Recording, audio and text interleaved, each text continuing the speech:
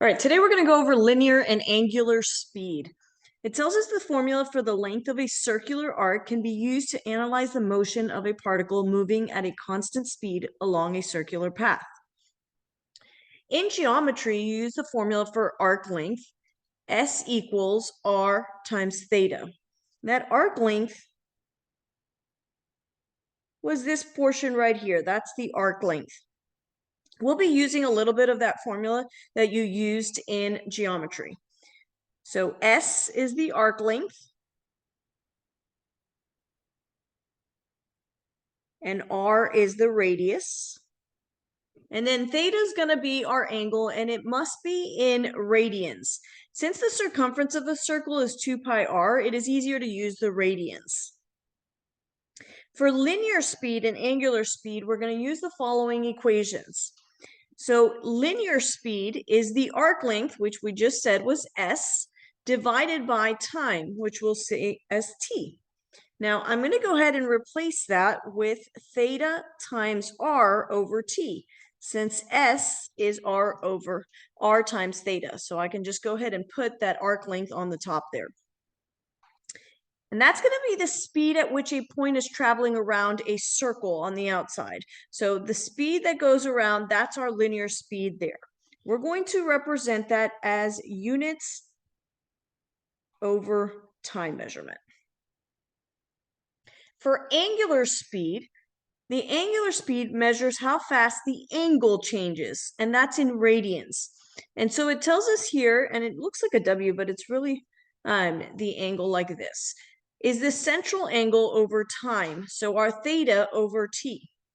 Now, if you look at this equation right here, you'll notice that this part is found right there. So L can actually be seen as that W times R to get this part. So that kind of helps you out. If you have the angular speed, you can just multiply times the radius.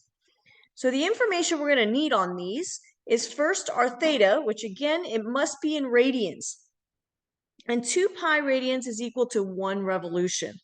So we're going to have to use the revolutions as well. 2 pi radians is 1 revolution. So in cases where you're going to have more than 1 revolution, then you're going to have to multiply the number of revolutions as well. Then the radius, and then the time. And it says be consistent with the time. So you might have to do some dimensional analysis there, which you might remind you of the stuff you did in chemistry. Those are those conversions to make sure that we have the correct measurements. All right, so we're going to get started. And I'm actually going to move over here to that second one first. It says a circle has a radius of 27 inches. Find the length of the arc intercepted by a central angle of 45 degrees. The first thing you need to notice here is that that's written in degrees, and we said we want this in radians. So our theta, we're going to convert that to our radians. And so 45 was one of the ones that we saw on that unit circle before, which was pi over 4. Remember that if you can't remember that just yet, you do know how to convert from degrees to radians by multiplying times pi over 180. So here is our theta. And so our equation, S is equal to our radius, which is 27, times our angle, which is pi over 4. And so now we're going to multiply that, and we get 27 pi over 4. And that is inches, since that's what our radius was in. Now, this said non-calculator and leave in terms of pi, so we'll go ahead and leave that in the terms of pi as 27 pi over 4 inches. Now we'll go back to this first one. And so we're going to go with the linear speed now. And so it says the second hand of a clock is 7.5 centimeters long.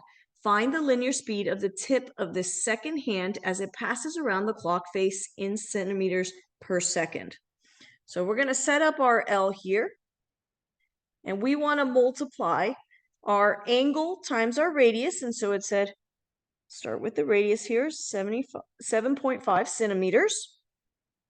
Our angle is 2 pi, since it's going all the way around.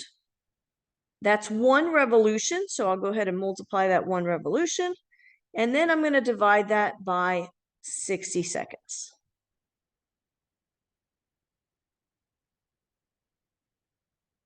And so I'm going to multiply across here. 7.5 times 2 gives me 15 times that pi. On the bottom, I've got 60, and that is centimeters per second, since centimeters was on top and second here. Now, that is the unit that we were looking for, centimeters per second, so I don't have to do a conversion on that one. I can reduce this, though, because 15 goes into 15 one time, and it goes into 64. So I can reduce that to pi over 4 centimeters per second. And again, it said non-calculator up here to leave it in terms of pi, so we can go ahead and leave that in terms of pi.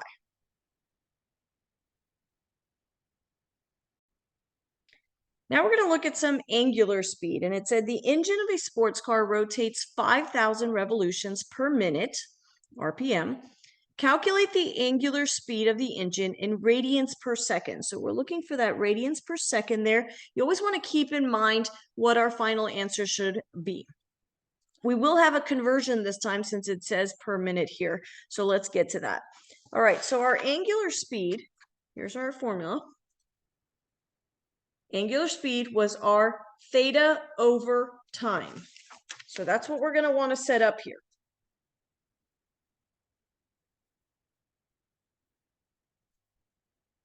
Our theta is going to be 2 pi radians since it's going all the way around.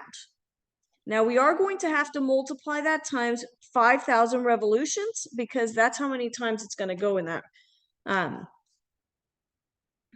Over the time, which is 1 minute. Now, in this case, we are going to have to convert because we're radians over minutes here, and we need radians per second. So we're going to get rid of that minutes. So 1 minute is 60 seconds. So I'm going to use those proportions to get that to cancel. When I have something in the numerator and the denominator, it cancels. So our minutes are going to cancel there. Now we've got radians per seconds. So we're going to multiply across. And we can go ahead and simplify. If this really was non-calculator, I would simplify that 2 and the 60 there. We'll take it to 30. And so we can get 5,000 pi radians over 30 seconds. This reduces again. I can reduce those zeros there. And so I get 500 pi over 3 radians per second, which is what we wanted the answer in. That's what you always want to see that outcome come out the way it is there. So if this was non-calculator, this is a perfectly good way to leave the answer. Now, if you had the calculator, I do want to show you how to put that in the calculator to make sure that you get the correct answer that way. So here we would want to put in 500. And you want to put the actual pi symbol. So you're going to hit second and then that caret symbol to get the pi. And then we divide that by 3.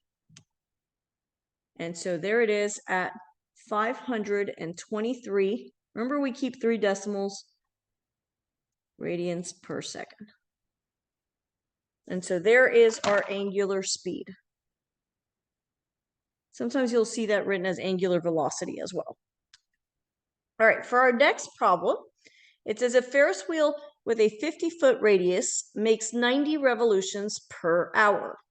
Find the angular speed of the Ferris wheel in radians per minute, and then find the linear speed of the Ferris wheel in feet per minute. So let's go ahead and get started with that angular one. And so we said the angular one is our theta over our time. Again, this is going all the way around, so I need that 2 pi radians. It is doing 90 revolutions, so we want to multiply times the 90 there over our time, which is 1 hour. Now we want our answer to be in radians per minute. Right now it's radians per hour. So we want to cancel out that hour. So 1 hour is 60 minutes. So now this 1 hour and 1 hour can cancel. And so we're ready to multiply across, or you can go ahead and simplify again. And this one I would probably simplify here. 30 goes into both of those. That would convert this to a 2, and this to a 3. So 2 pi times 3 gives us 6 pi radians over 2, and minutes is on the bottom there. That can reduce one more time to 3 pi radians per minutes, which is what we were looking for here in the radians per minutes. Again, non-calculator, that's a perfectly good answer. If you've got a calculator, you can go ahead and put the pi into the calculator, and we get 3 times pi, which is 9.425 radians per minute.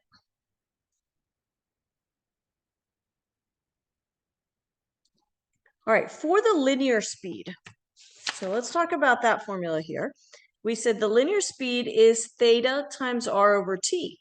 But we also talked about that since angular speed was theta over t, and that was this part, we can do the angular speed times the radius. So since we already have the angular speed here, the easiest thing to do is to start with that.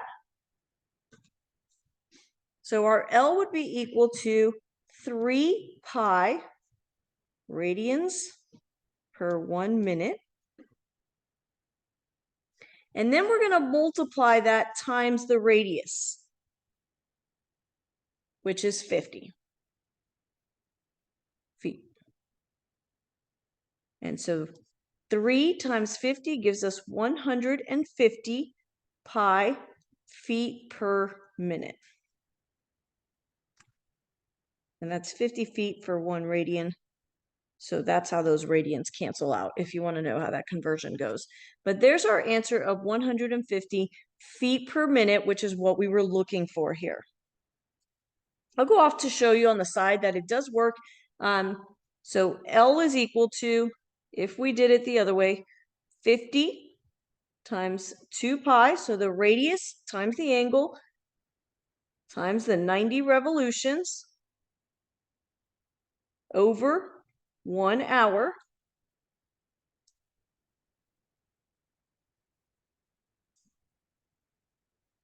And so we're going to, 50 times 2 gives me 100 times the 90 gives us 9,000, and that was feet over 1 hour. We do want to convert that to minutes. So we would do 1 hour over 60 minutes. And so 9,000 divided by 60 gives us the 150 feet per minute. Pi.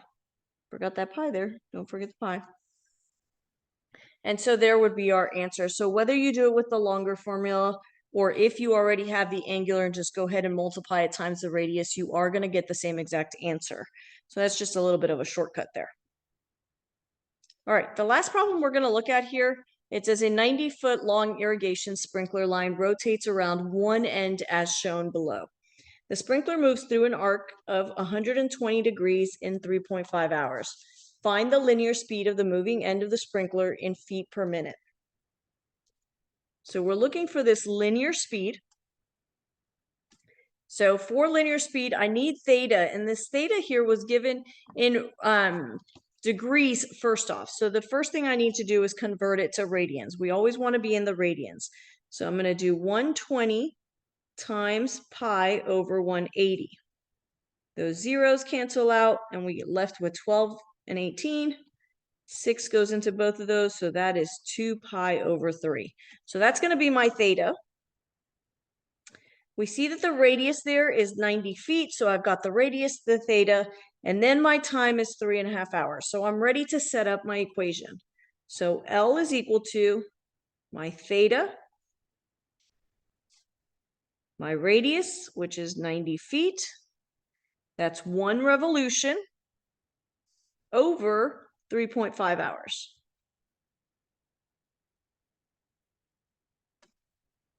This 3 right here is going to cancel that to be 30, so I would reduce that first just to make it a little bit easier.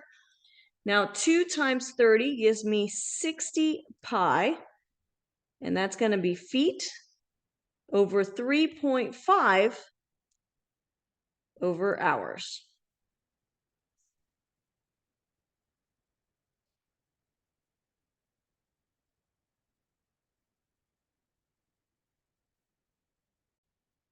All right, we're going to go ahead and simplify that a little bit as we move forward.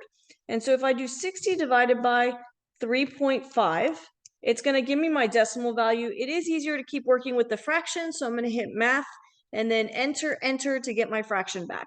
So I've got 120, and we had pi feet per hour.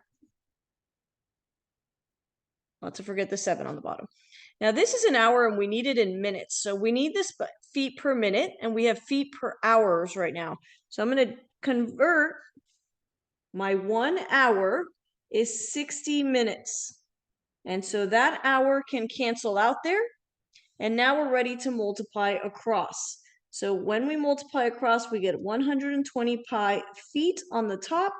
On the bottom, we're going to get 7 times 60, which is 420.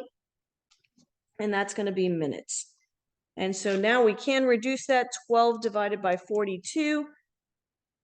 Math, enter. Converts that to the fraction back.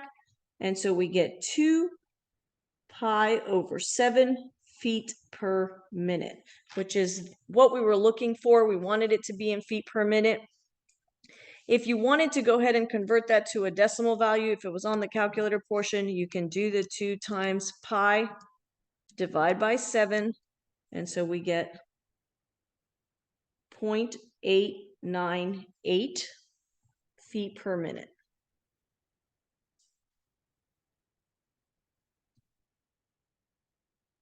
So use your formulas and then think about those conversions to make sure that you have the correct time that they're asking, the feet per minute compared to the feet per hours, and so on. If you have any questions, let me know.